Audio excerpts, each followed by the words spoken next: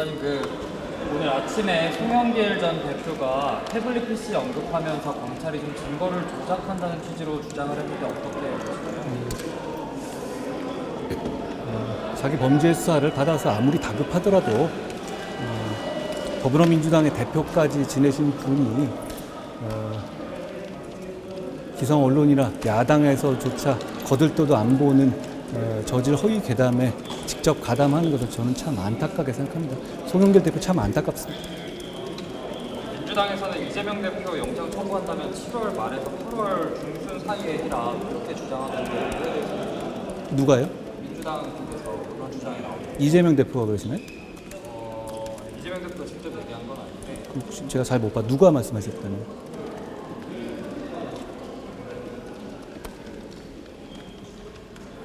비회기 중에 하면은 그러니까 그 얘기는 알겠는데 어떤 의원 민주당 의원이 말씀하신 민주당 의원이 말한 거 아닌가요? 김한규 원내대변인이 기자들 만나서 얘기를 했다고. 우선 이재명 대표에 대한 범죄 혐의 수사는 민주당과는 무관한 이재명 대표의 성남시장 시설의 지역 토착 비리 수사입니다. 그런데 상관없는 민주당이 갑자기 나서서 언제까지 영장 청구해라 라고 말하는 게 저는 굉장히 희한해 보이는데요. 그리고 4번 연속 방탄해놓고 그 다음에 앞으로는 방탄 안 하겠다라고 말해놓고 지금은 앞으로 방탄 안 하겠다고 말한 게 사실은 시한부 조건부였다 이런 말씀 하시는 거잖아요. 범죄 수사는 범죄 혐의를 규명해서 책임을 묻는 절차지 범죄 수사 받는 사람의 기분 맞춰주는 절차는 아닙니다.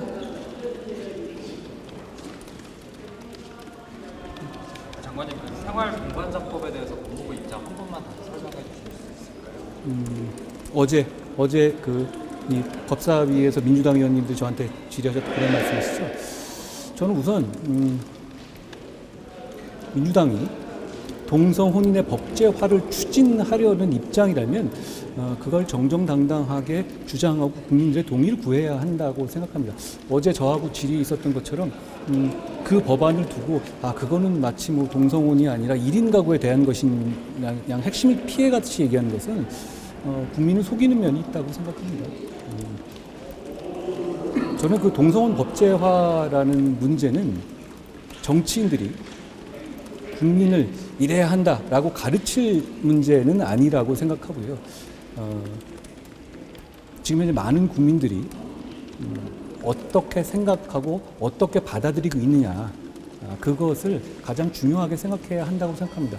어떤 소수자를 보호한다는 것과 그거를 법제화해서 어떻게 구현해 나가는 문제는 조금 다른 차원의 문제이고 그거야말로 사회적 합의가 필요한 부분이라고 생각합니다.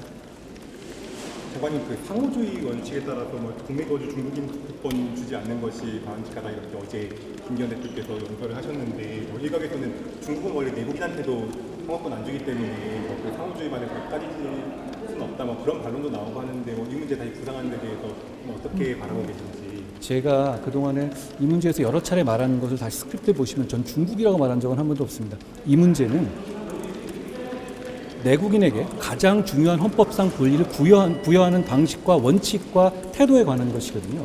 저는 그 기준이 상호주의의 원칙이어야 한다고 생각하고 그 부분은 글로벌 스탠다드라고 생각합니다.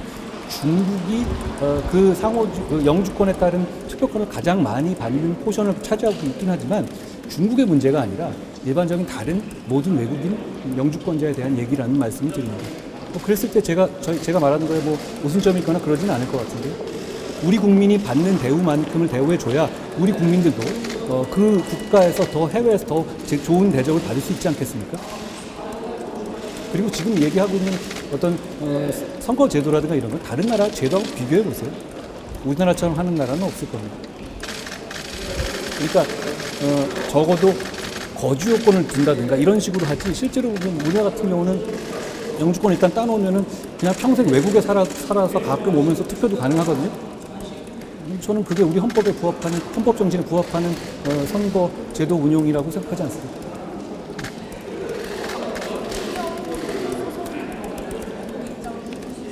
제가 어저께 말씀드렸다시피 그 엘리엇 소송은 뭐 내용은 아실 거고요. 그게 2018년부터 지난 정부에서 쟁송 절차 다 끝난 상황이었고 저희가 결과를 기다리던 상황이었는데요.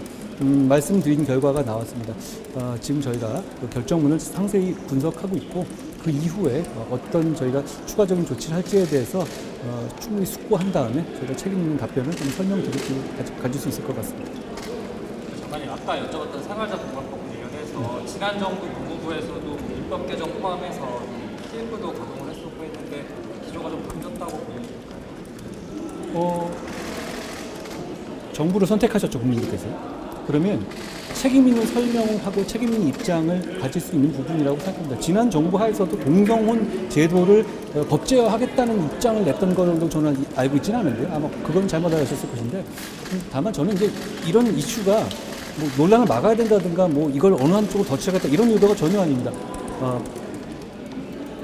그 주장을 하려면 정확하게 정면으로 해야 한다는 것이고, 그래서 국민들로부터 많은 어떤 생각을 가시는지 충분히 들어야 한다는 것이죠. 일각에서 얘기하듯이 뭐 의원들끼리 합의를 하게 되면 국민적 합의가 있는 것이냐?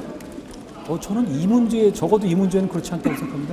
가족에 관한 문제잖아요. 그러니까 어떤 그 여러 가지 형태의 생활하는 사람들에게 복지를 부여한다는 차원의 문제는 굉장히 여러 가지 판단하기가 쉬운 문제입니다만, 이걸 가족제도에 집어넣게 되면 민법이라든가 이런 부분 대부분의 경우가 바뀌어지게 되고 굉장히 여러 가지 우수적인 효과가 일어날 겁니다. 그 부분에 대해서 충분한 고려를 해야 되고, 과연 국민들께서 그렇게 제도로 혼인까지 포함시키는 것까지도 충분히 공감하시고 용인할 것인가, 저는 그 절차가 필요하다고 생각합니다. 그렇기 때문에 다른 나라에서도 그 제도가 제도화되는 까지 굉장히 오래 걸렸잖아요.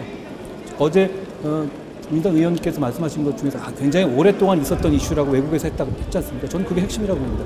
굉장히 오랫동안 논의되고 국민들의 공감들을 얻었던 부분인데, 우리나라에서 아직까지 저는 그 단계가 왔는지에 대해서 의문을 가지고 있는 것이고, 그래서 민주당에서 그걸 추진하신다면 그 과정에서 문제점이 뭐고 많은 국민들이 어떻게 생각하시는지를 제가 충분히 설명드리겠다는 말씀을 어제 드린 겁니다. 한 가지만 더 부탁드릴게요. 오늘 스토킹 처벌법이 여야 합의로 통과가 될 예정인데, 장관님께서도 관련해서 많은 노력을 하셨었는데 어떻게 보고 계신지, 그리고 혹시 뭐 부족한 점은 뭐 과제는 어떤 거라고? 사실 스토킹 범죄가 사람들이 많이 착각하시는, 스토킹 범죄가 옛날부터 있었던 범죄입니까? 그렇지 않아요. 2년 전에는 스토킹이 범죄가 아니었습니다. 그런데 거기에 대해서 국민들이 굉장히 문제 제기를 하셨고, 그리고 그 과정에서 신당동 사건을 겪으면서 큰 피해가 실제로 나는 과정에서 저희가 좀 반성적 고려, 그리고 보완할 부분을 찾아내는 것이죠. 저는 이 법은 지금까지 스토킹에 대해서 문제 제기를 하셨고 희생하셨던 분들, 이분들의 공이라고 생각합니다. 이 법이 통과되면 현실 세계에서 저희가 스토킹 범죄를 최소화하고 거기를 억제할 수 있는 집행을 잘 할 수 있도록 최선을 다하겠습니다. 또 없으십니까? 고맙습니다. 감사합니다.